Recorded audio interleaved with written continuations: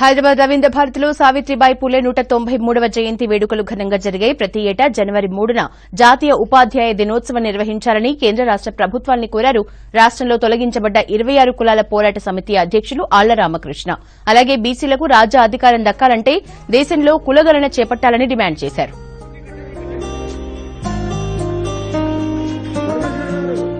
భారతదేశానికి మహామనిషి బీసీ కులాల్లో పుట్టిన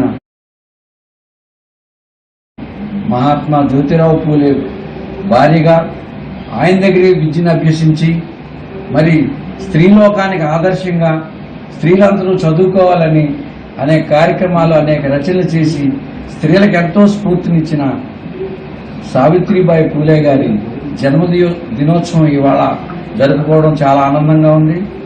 మరి ఆమె యొక్క జన్మదినాన్ని జాతీయ మహిళా ఉపాధ్యాయ దినంగా ప్రకటించాలని ప్రభుత్వం తరపునే ఈ కార్యక్రమాలన్నీ చేసి భారతదేశంలో దాదాపు సగభాగం ఉన్న మహిళలందరికీ స్ఫూర్తిదాయకంగా చేయాలని ఆశిస్తున్నాను.